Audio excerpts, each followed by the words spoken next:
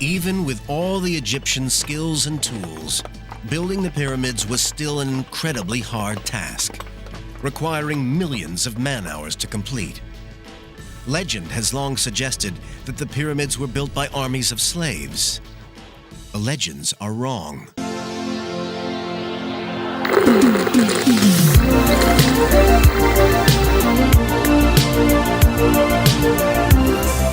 Hai semuanya, berjumpa lagi dengan Kura. Semoga kalian sehat-sehat selalu ya. Hari ini Kura akan membahas 10 hal tentang orang Mesir kuno yang bisa kita pelajari dari piramida. Sebelum kita lanjut, jangan lupa tekan tombol subscribe ya, supaya Kura semangat dalam membuat konten. Lebih dari 4.500 tahun telah berlalu sejak piramida pertama dibangun di Mesir. Total terdapat 100 piramida di negara itu. Piramida adalah sebuah keajaiban teknik arsitektur. Piramida terbesar adalah piramida Giza, dibangun oleh Raja Khufu. Tinggi piramida Giza itu mencapai 139 meter, terdiri dari lebih dari 2,3 juta batu bata yang masing-masing berbobot lebih beberapa ton. Pada awalnya piramida itu terbungkus batu kapur putih cemerlang.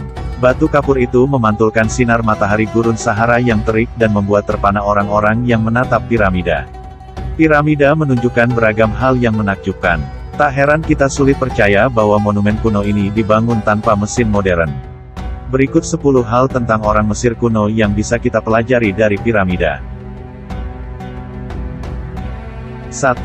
Orang Mesir kuno merupakan ahli matematika. Membangun sebuah piramida bukan sekedar urusan mengangkat material berat. Pada era Mesir kuno, tugas seorang juru tulis adalah memikirkan seberapa banyak balok batu yang perlu digali dan diangkut ke lokasi pembangunan piramida. Dia juga perlu memastikan bahwa seluruh sisi piramida memiliki kemiringan yang sama. Sisi-sisi miring piramida Giza, misalnya, masing-masing memiliki kemiringan yang sama, yaitu 52 derajat. Ketepatan dalam proses pembangunan piramida ini menunjukkan bahwa para juru tulis era Mesir kuno adalah pemecah masalah matematika yang sangat terampil. 2. Penggagas piramid adalah sosok yang sangat dihormati. Imhotep adalah orang yang memperoleh keabadian lewat pembangunan piramida. Dia adalah perancang piramida bertingkat pertama di Saqqara. Selain arsitek andal, Imhotep juga berstatus pejabat tinggi kerajaan, pendeta, dan dokter.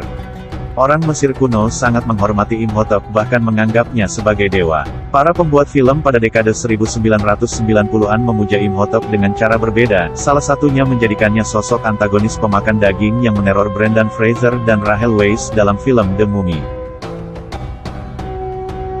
3. Orang Mesir kuno bertubuh kekar.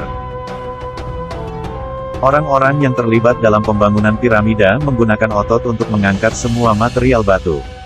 Tapi mereka tentu tidak meminum suplemen protein. Tulang-tulang bebek, domba, babi, dan sapi yang belakangan ini ditemukan mengungkap bahwa mereka yang membangun piramida mengkonsumsi banyak daging, roti, bahkan bir.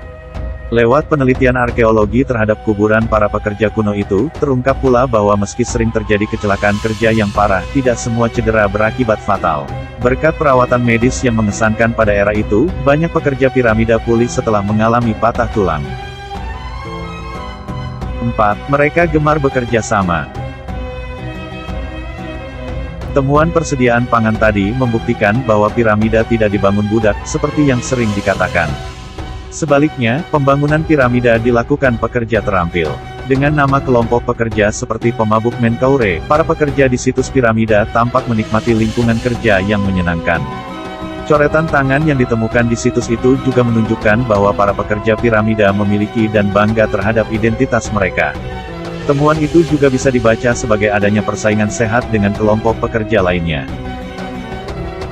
5. Orang Mesir kuno gemar berada di dekat air. Saat ini piramida di Giza terlihat seperti rumah yang dikelilingi pasir. Namun ketika pertama kali dibangun, gambar piramida ini terpantul ke sungai Nil. Ketika itu, Nil diyakini masih mengalir dekat piramida Giza. Ada fakta bahwa orang Mesir membangun kanal agar material batu berat yang mereka gali di tempat lain dapat secara mudah diangkut ke lokasi pembangunan piramida. 6. Bagi banyak raja Mesir kuno, satu piramida tidak cukup. Piramida dapat diartikan sebagai kompleks yang terdiri dari sejumlah piramida kecil atau piramida satelit. Di kompleks ini terdapat jalan besar, kuil, dan tempat para pendeta menjalankan ritual para raja. 7. Mereka terobsesi dengan kematian. Mengerahkan ribuan orang, dan menghabiskan waktu puluhan tahun demi membangun kuburan untuk satu orang tampak seperti membuang-buang waktu dan sumber daya. Tapi bukan hanya raja yang berinvestasi di akhirat. Piramida di Giza adalah bagian dari pemakaman besar yang dikelilingi ratusan makam orang Mesir kuno penting lainnya. Walau begitu, para pekerja tidak berhak dikebumikan di pemakaman mewah seperti itu. Mereka hanya bisa berharap dapat langsung menuju alam baka karena telah membangun makam suci Fir'aun mereka. 8. Mereka menyukai harta karun. Raja Mesir kuno bertekad untuk tidak tiba di akhirat dengan tangan kosong. Piramida merupakan tempat mencolok untuk mengubur harta karun. Kuburan Fir'aun itu kerap kali dijarah setelah selesai dibangun. Pada era arkeologi modern, banyak ruangan di piramida hampir kosong. Untungnya, beberapa penjara kuno mencatat deskripsi harta karun yang mereka dapatkan.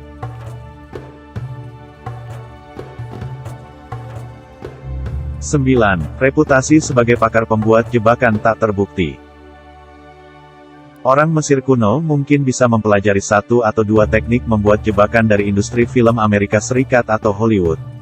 Arkeolog yang meneliti piramida sejauh ini tidak pernah menemukan kapak ayun, lubang ular, atau pintu perangkap. Siasat mencegah pencurian makam, seperti menyembunyikan pintu masuk dan memblokir lorong dengan batu-batu besar sejauh ini terbukti tidak efektif. Adapun, kutukan makam Mesir yang terkenal, pada kenyataannya juga tidak pernah ada. Mitos itu sebenarnya lebih mirip peringatan yang menyebut dilarang masuk, atau, saya tidak akan melakukan itu jika saya jadi Anda. 10. Orang Mesir kuno membuat para arkeolog modern terus menebak-nebak. Banyak hal tentang piramida belum diketahui para arkeolog, termasuk mengenai orang-orang yang membangunnya.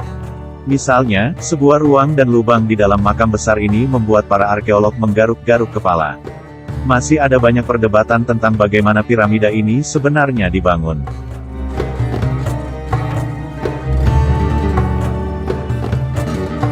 Nah, itulah sedikit yang bisa Kura sampaikan, semoga bermanfaat dan sampai jumpa kembali.